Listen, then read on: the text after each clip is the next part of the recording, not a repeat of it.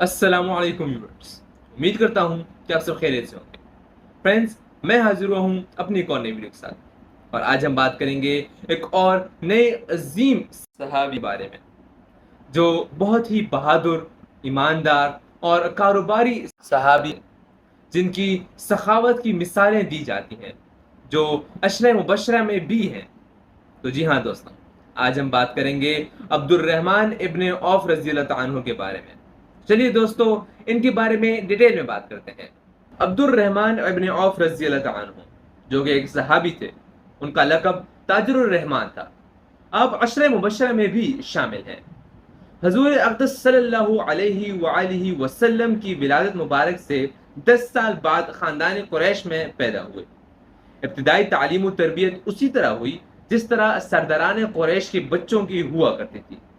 آپ رضی اللہ تعالیٰ عنہ کی اسلام لانے کا سبب یہ ہوا کہ یمن کے ایک بوڑھے عیسائی راہب نے آپ کو نبی اکرم صلی اللہ علیہ وآلہ وسلم کی ظہور کی خبر دی، اور یہ بتایا کہ وہ مکہ مکرمہ میں پیدا ہوں گے اور مدینہ منورہ ہجرت کریں گے۔ جب آپ یمن سے لوٹ کر مکہ مکرمہ آئے تو حضرت ابو بکر صدیق رضی اللہ تعالیٰ عنہ نے آپ کو اسلام کی ترغیب دی۔ چنانچہ ایک دن انہوں نے بارگاہ رسالت میں حاضر ہو کر اسلام قبول کر لیا، جبکہ آپ سے پہلے چند ہی آدمی آغوش اسلام میں آئے تھے۔ چونکہ مسلمان ہوتے ہی آپ کے گھر والوں نے آپ پر ظلم و ستم کا پہاڑ توڑنا شروع کر دیا، اور اسی لیے ہجرت کر کے حبشہ چلے گئے۔ پھر حبشہ سے مکہ مکرمہ واپس آئے اور اپنا سارا مال و اسباب چھوڑ کر بالکل خالی ہاتھ ہجرت کر کے مدینہ منورہ چلے گئے۔ مدینہ منورہ پہنچ کر آپ نے بازار کا رخ کیا، اور چند ہی دنوں میں آپ کی تجارت میں اس قدر خیر و برکت ہوئی کہ آپ کا شمار دولت مندوں میں ہونے لگا، اور آپ نے قبیلہ انصار کی ایک خاتون سے شادی بھی کر لی۔ تمام اسلامی لڑائیوں میں آپ نے جان و مال کے ساتھ شرکت کی۔ جنگ احد میں یہ ایسی جانبازی اور سرفروشی کے ساتھ کفار سے لڑے کہ ان کے بدن پر عکیز زخم لگے تھے، اور ان کے پاؤں میں بھی ایک گہرا زخم لگ گیا تھا، جس کی وجہ سے یہ لنگڑا کر چلا کرتے تھے۔ آپ کی سخاوت کا یہ عالم تھا کہ ایک مرتبہ آپ کا تجارتی قافلہ جو 700 اونٹوں پر مشتمل تھا، آپ نے اپنا یہ پورا قافلہ ماں اونٹوں اور ان پر لدے ہوئے سامانوں کے خدا عز و جل کی راہ میں خیرات کر دیا۔ ایک مرتبہ حضور اکرم صلی اللہ علیہ وآلہ وسلم نے اپنے صحابہ رضی اللہ عنہ کو صدقہ دینے کی ترغیب دی، تو آپ رضی اللہ عنہ نے 4000 درہم پیش کر دیے۔ دوسری مرتبہ 40,000 درہم، اور تیسری مرتبہ 500 گھوڑے، 500 اونٹ پیش کر دیے۔ بوقت وفات 1000 گھوڑے اور 50,000 دیناروں کا صدقہ کیا، اور جنگ بدر میں شریک ہونے والے صحابہ کرام رضی اللہ عنہ کے لیے 400 دینار کی وصیت فرمائی، اور امیر المؤمنین حضرت بی بی عائشہ صدیقہ رضی اللہ عنہ اور دوسری ازواج مطہرات کے لیے ایک باغ کی وصیت کی، جو 40,000 درہم کی مالیت کا تھا۔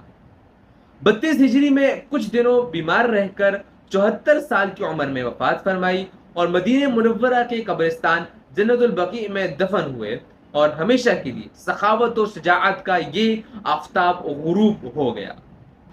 عام روایت کے مطابق حضرت عبد الرحمن رضی اللہ عنہ واقع فعل کے 10ویں سال پیدا ہوئے تھے۔ اس لحاظ سے جس وقت رسول اللہ صلی اللہ علیہ وسلم نے دعوت توحید کی صدا بلند کی، اس وقت ان کا سن 30 سال سے متواجد ہو چکا تھا۔ فطری عفت و سلامت رویے کے باعث شراب سے پہلے ہی تائب ہو چکے تھے۔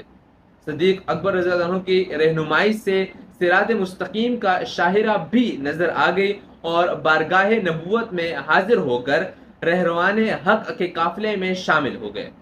اس وقت تک صرف چند روشن ضمیر بزرگوں کو اس کی توفیق ہوئی تھی، اور قافلہ سالار یعنی سرور دو عالم رضی اللہ علیہ وسلم ارقم بن ابی ارقم رضی اللہ عنہ کے مکان میں پناہ گزیر نہیں ہوئے تھے۔ حالت ایمان سے مشرف ہونے کے بعد حضرت عبد الرحمن بن عوف رضی اللہ عنہ کو بھی عام بلکہ شان اسلام کی طرح جلا وطن ہونا پڑا۔ پہلے ہجرت کر کے حبشہ تشریف لے گئے، پھر وہاں سے واپس آئے تو سب کے ساتھ سرزمین یثرب کے طرف ہجرت کر گئے۔ عہد عثمانی میں حضرت عبد الرحمن بن عوف رضی اللہ عنہ نے نہایت خاموش زندگی بسر کی، اور جہاں تک معلوم ہے مہمات ملکی میں انہوں نے کوئی دلچسپی نہیں لی، یہاں تک کہ روح اطہر نے 75 برس تک اس سرائے فانی کے سیر کر کے 31 ہجری میں داعی حق کو لبیک کہا، انا للہ و انا الیہ راجعون۔ حضرت علی رضی اللہ عنہ نے جنازے پر کھڑے ہو کر کہا، ابن عوف جا، تو نے دنیا کا صاف پانی پایا اور گدلا چھوڑ دیا۔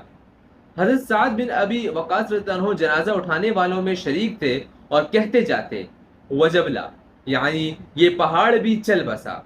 حضرت عثمان بن عفان رضی اللہ عنہ نے نماز جنازہ پڑھائی اور جنت البقیع میں سپرد کیا گیا۔ دیکھنے کے لیے شکریہ دوستوں، ملتے ہیں اگلی ویڈیو میں، تب تک کے لیے اللہ۔